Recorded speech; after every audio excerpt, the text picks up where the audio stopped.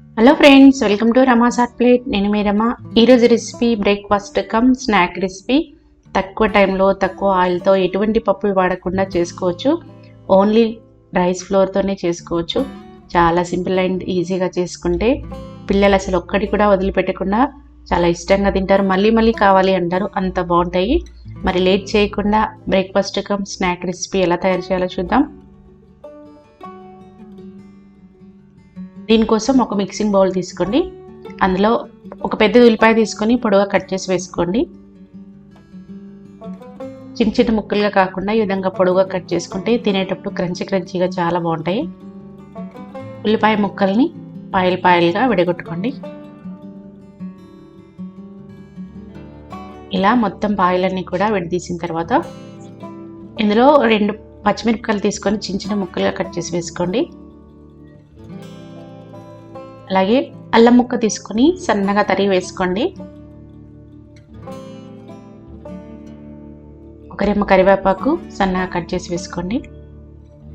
అలాగే కొంచెం కొత్తిమీర వేసుకోండి, సన్నగా కట్ చేసి. కొత్తిమీర కొంచెం ఎక్కువగానే వేసుకోండి. 1 టీ స్పూన్ జీలకర్ర వేసుకొని వీటన్నిటిని చేయితో బాగా మిక్స్ చేసుకోండి.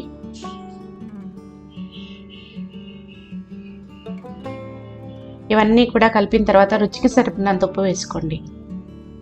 మనం ఎంత బాగా కలిపితే అంత టేస్టీగా ఉంటుంది.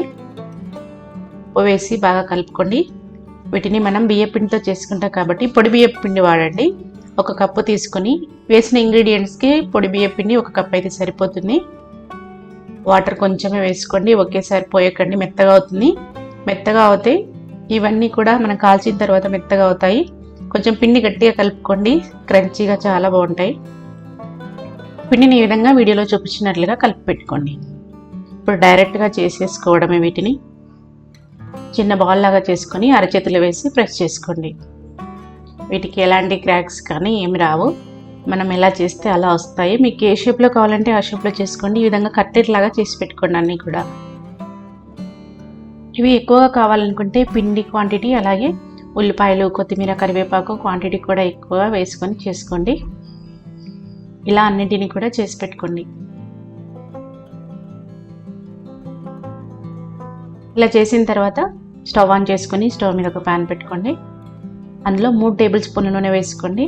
ఇవి డీప్ ఫ్రై చేయాల్సిన అవసరం లేదు, జస్ట్ షాలో ఫ్రై చేస్తే సరిపోతుంది. ఆయిల్ కూడా తక్కువ అబ్జర్వ్ చేసుకుంటాయి. ఇలా డీప్ ఫ్రై కాకుండా షాలో ఫ్రై చేసుకుంటే హెల్త్కి కూడా చాలా మంచిది కాబట్టి ఇలా షాలో ఫ్రై చేసుకోండి. చేసిన వాటిని ఒక్కొక్కటి కొంచెం దూరంగా వేసుకోండి. మీడియం ఫ్లేమ్లో పెట్టుకొని 2-3 మినిట్స్ తర్వాత రెండో వైపు టర్న్ చేసుకోండి. 2 వైపులా కూడా 2 సార్లు తిప్పుకోండి. ఒకేసారి ఎక్కువగా వేయిస్తే లోపల ఉడకదు కాబట్టి 2 సార్లు 2 వైపులా కాల్చుకోండి. మీడియం ఫ్లేమ్లో పెట్టుకోండి, క్రంచీగా ఉంటాయి. హై ఫ్లేమ్లో పెట్టకండి, ఒకేసారి మాడిపోతాయి. మళ్ళీ 2-3 నిమిషాల తర్వాత రెండో వైపుకి తిప్పుకోండి. మనం పిండి కలిపేటప్పుడు కొంచెం గట్టిగా కలుపుకుంటే క్రంచీగా వస్తాయి. మెత్తగా కలుపుకుంటే ఇవి కూడా చాలా మెత్తగా అవుతాయి.